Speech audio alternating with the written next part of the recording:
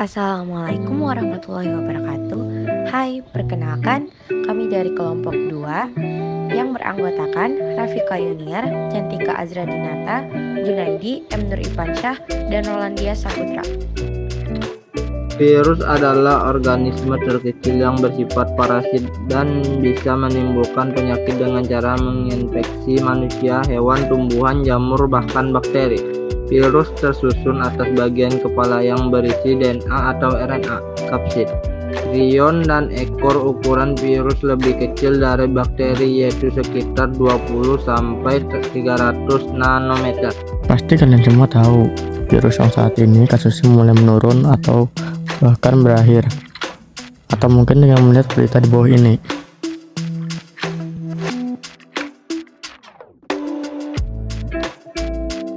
Virus corona atau SARS-CoV-2 adalah virus yang menyerang sistem pernapasan. Penyakit akibat infeksi virus ini disebut COVID-19. Virus corona bisa menyebabkan gangguan ringan pada sistem pernapasan, infeksi paru-paru yang berat hingga kematian. Coronavirus adalah kumpulan virus yang menginfeksi sistem pernapasan. Pada banyak kasus, virus ini hanya menyebabkan infeksi pernapasan ringan seperti flu. Namun, virus ini juga bisa menyebabkan infeksi pernapasan berat seperti infeksi paru-paru atau pneumonia. Infeksi virus ini disebut COVID-19 dan pertama kali ditemukan di kota Wuhan, Cina pada akhir Desember 2019. Virus ini menular dengan cepat dan telah menyebar ke wilayah lain di Cina dan ke beberapa negara termasuk Indonesia. Hal ini membuat beberapa negara di luar negeri menerapkan kebijakan untuk memperlakukan lockdown dalam rangka mencegah penyebaran virus corona. Virus corona menyerang dan menginfeksi seluruh pernapasan, yaitu paru-paru. Virus dengan cepat merambat masuk ke seluruh pangkal paru-paru hingga masuk ke paru-paru. Proses ini merusak jaringan pada paru-paru, membuat jaringan ini membengkak sehingga lebih sulit bagi paru-paru untuk memasuk oksigen dan menyalurkan keluar karbon dioksida. Pembengkakan pada jaringan paru-paru dan kurangnya oksigen dalam darah membuat jaringan tersebut terisi dengan cairan nanah dan sel yang mati. Gejala virus corona atau COVID-19. Gejala awal infeksi virus corona atau COVID-19 bisa menyerupai gejala flu, yaitu demam, pilek, batuk kering, sakit tenggorokan, dan sakit kepala. Setelah itu, gejala dapat hilang dan sembuh atau malah memberat. Penderita COVID-19 dengan gejala berat bisa mengalami demam tinggi, batuk berdahak bahkan berdarah, sesak napas, atau nyeri dada. Keluhan tersebut muncul ketika tubuh bereaksi melawan virus corona.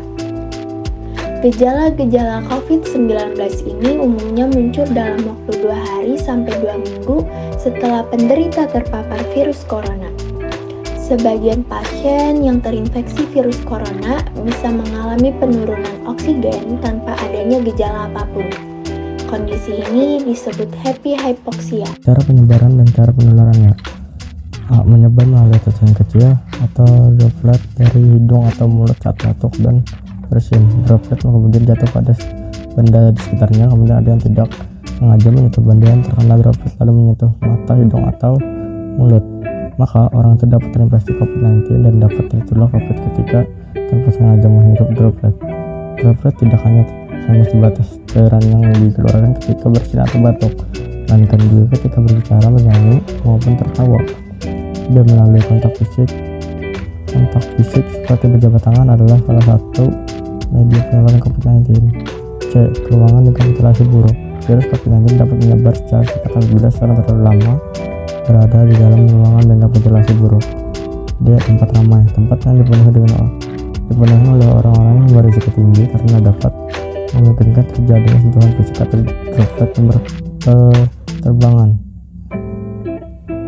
Kontak jarak dengan penderita COVID-19.